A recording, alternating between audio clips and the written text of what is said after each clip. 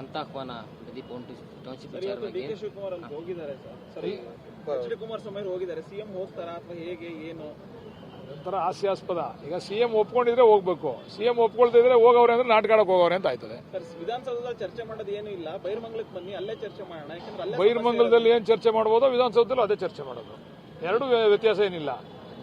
ನಿಮ್ಮ ಉದ್ದೇಶ ಏನು ಅಂತಂದ್ರೆ ಗಲಾಟೆ ಆಗ್ಬೇಕು, ತರಲೆ ಆಗ್ಬೇಕು, ಅದು ಕೆಟ್ಟ ಹೆಸರು ಬರ್ಬೇಕು ಡಿ ಕೆ ಶಿವಕುಮಾರ್ಗೆ ಅಂತಕ್ಕಂಥ ಉದ್ದೇಶ ಇಟ್ಕೊಂಡು ನೀವು ಹೋದ್ರೆ, ಈಗ ಪಂಥಾಹ್ವಾನವನ್ನ ನಾವು ಸ್ವೀಕಾರ ಮಾಡಿ ಅಲ್ಲಿ ಬರ್ತೀವಿ ಅಂದಾಗ ಇವ್ರು ಹೋಗ್ಬೇಕೇ ವಿನ ಇವ್ರು ಹೋಗವ್ರೆ ಯಾರು ಅವ್ರು ಬರಲ್ಲ ಅಂದ್ರೆ ಹೋಗವ್ರೆ ಅಂದ್ರೆ ನಾಟಕ ಅಲ್ವಾ ಅದು, ನಾಟಕೀಯ ಅಲ್ವಾ ಅದು. 5-6 ಜನ ರೈತರನ್ನ ಕರೆದಿಲ್ಲ, ರೈತರ ಮಧ್ಯದಲ್ಲಿ ಆಯ್ತು, ಅವ್ರ ಕಡೆ ಇರತಕ್ಕಂಥ 10 ಜನ ರೈತರನ್ನ ಕರ್ಕೊಂಬರ್ಲಿ, ನಾವೇನ್ ಬೇಡ ಅನ್ನಲ್ಲ. ಇನ್ನ ಒಂದು 15-20 ಜನ ನಾವ್ ಹೇಳೋದು ಮಾಧ್ಯಮದ ಮುಂದೆ ಚರ್ಚೆ ಆಗ್ಲಿ. ಇದು ಎಲ್ಲೋ ಹೋಗೋದು ಎಲ್ಲೋ ಗೊಂದಲ ಆಗೋದು, ಯಾರು ನಿಮ್ಮ ಮಾಧ್ಯಮದವ್ರು ಕರೀರಿ, ಅವ್ರು ಎಷ್ಟು ಜನ ಕರೀರಿ, ನಾವು ಎಷ್ಟು ಜನ ಕರೀರಿ, ನಾವು ಬರ್ತೀವಿ, ಅವ್ರು ಬರಲಿ, ಅಲ್ಲಿ ಚರ್ಚೆ ಆಗಲಿ. ನಿನ್ನೆ ನಮ್ಮ ಸುವರ್ಣ ಚಾನಲ್ ಅವ್ರು ನಮ್ಮನ್ನ ಕರೆದಿದ್ರು, ಅಲ್ಲಿ ಚರ್ಚೆ ಆಯಿತು. ಚರ್ಚೆ ಆದಾಗ ಅವ್ರಿಗೂ ಕೂಡ ಮನವರಿಕೆ ಆಯಿತು.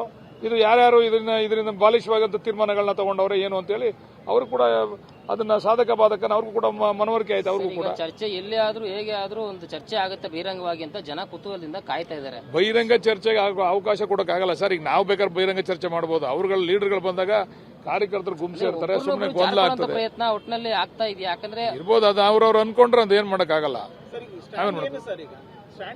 ಏನಿಲ್ಲ, ನಡೀತಾ ಇದೆ ಸರ್. ಎಲ್ಲರೂ ಒಪ್ಪಿಲ್ಲ ಅಂತ ಹೇಳ್ಬೇಡಿ ನೀವು, ಕೆಲವರು ಒಪ್ಪಿಲ್ಲ. ಯಾವುದೇ ಪ್ರಾಜೆಕ್ಟ್ ಅಲ್ಲಿ 100ಕ್ಕೆ 100 ಭಾಗ ಯಾವ ರೈತರು ಒಪ್ಪಲ್ಲ.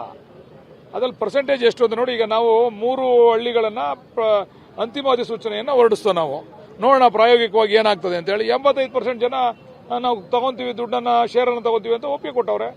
ಸರ್, ಈಗ ಯಾರಾದ್ರೂ ಮಧ್ಯಸ್ಥಿಕೆ ವಹಿಸಿ ಒಂದು ಜಾಗ ಫಿಕ್ಸ್ ಮಾಡಬಹುದಲ್ಲ, ಅವ್ರಿಗೆ ಅನುಕೂಲ ಯಾವ್ದು, ಇವ್ರಿಗೆ ನೀವೇ ಮೀಡಿಯಾದವ್ರು ಮಾಡಿ, ನೀವೇ ಸೂಕ್ತವಾದಂತವ್ರು.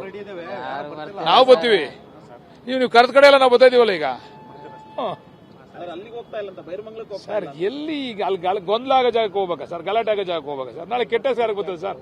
ಸರ್ಕಾರಕ್ಕೆ ಕೆಟ್ಟ ಹೆಸರು. ನಾಳೆ ಏನೋ ಗಲಾಟೆ ಆಯ್ತು, ಯಾವನೋ ಒಬ್ಬ ಬೇಕು ಅಂತ ಕಲ್ಲು ಹೊಡಿದ ಹಿಂದೆ ನಿಂತ್ಕೊಂಡು ಯಾರಿಗೋ ಏಟ್ ಬೀಳ್ತದೆ, ಗೋಲಿ ಏನೋ ಗಲಾಟೆ ಆಯ್ತದೆ, ಆವಾಗ ಇಲ್ಲೇನೋ ಲಾ ಅಂಡ್ ಆರ್ಡರ್ ಪ್ರಾಬ್ಲಮ್ ಆಯ್ತು, ಡಿ ಕೆ ಶಿವಕುಮಾರ್ ಅವರು ಲಾ ಅಂಡ್ ಆರ್ಡರ್ನ ಸರಿಯಾಗಿ ಮೇಂಟೈನ್ ಮಾಡಕ್ ಆಗಿಲ್ಲ ಅಂತ.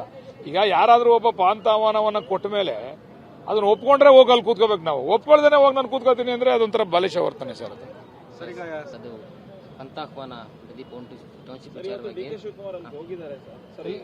ಎಚ್ ಡಿ ಕುಮಾರಸ್ವಾಮಿ ಅವರು ಹೋಗಿದ್ದಾರೆ. ಸಿಎಂ ಹೋಗ್ತಾರಾ ಅಥವಾ ಹೇಗೆ ಏನು ಒಂಥರ ಹಾಸ್ಯಾಸ್ಪದ. ಈಗ ಸಿಎಂ ಒಪ್ಕೊಂಡಿದ್ರೆ ಹೋಗ್ಬೇಕು, ಸಿಎಂ ಒಪ್ಕೊಳ್ತಿದ್ರೆ ಹೋಗವ್ರೆ ಅಂದ್ರೆ ನಾಟಕಾಡಕ್ಕೆ ಹೋಗವ್ರೆ ಅಂತ ಆಯ್ತದೆ. ಸರ್, ವಿಧಾನಸೌಧದಲ್ಲಿ ಚರ್ಚೆ ಮಾಡೋದು ಏನು ಇಲ್ಲ, ಬೈರ್ಮಂಗ್ಲಕ್ಕೆ ಬನ್ನಿ, ಅಲ್ಲೇ ಚರ್ಚೆ ಮಾಡೋಣ. ಯಾಕಂದ್ರೆ ಅಲ್ಲೇ ಬೈರ್ಮಂಗಲದಲ್ಲಿ ಏನ್ ಚರ್ಚೆ ಮಾಡಬಹುದೋ ವಿಧಾನಸೌಧದಲ್ಲೂ ಅದೇ ಚರ್ಚೆ ಮಾಡೋದು. ಎರಡು ವ್ಯತ್ಯಾಸ ಏನಿಲ್ಲ. ನಿಮ್ಮ ಉದ್ದೇಶ ಏನು ಅಂತಂದ್ರೆ ಗಲಾಟೆ ಆಗ್ಬೇಕು, ತರಲೆ ಆಗ್ಬೇಕು, ಅದು ಕೆಟ್ಟ ಹೆಸರು ಬರ್ಬೇಕು ಡಿ ಕೆ ಶಿವಕುಮಾರ್ಗೆ ಅಂತಕ್ಕಂಥ ಉದ್ದೇಶ ಇಟ್ಕೊಂಡು ನೀವು ಹೋದ್ರೆ, ಈಗ ಪಂಥಾಹ್ವಾನವನ್ನ ನಾವು ಸ್ವೀಕಾರ ಮಾಡಿ ಅಲ್ಲಿ ಬರ್ತೀವಿ ಅಂದಾಗ ಇವ್ರು ಹೋಗ್ಬೇಕೇ ವಿನ ಇವ್ರು ಹೋಗವ್ರೆ ಯಾರು ಅವ್ರು ಬರಲ್ಲ ಅಂದ್ರೆ ಹೋಗವ್ರೆ ಅಂದ್ರೆ ನಾಟಕ ಅಲ್ವಾ ಅದು, ನಾಟಕೀಯ ಅಲ್ವಾ ಅದು.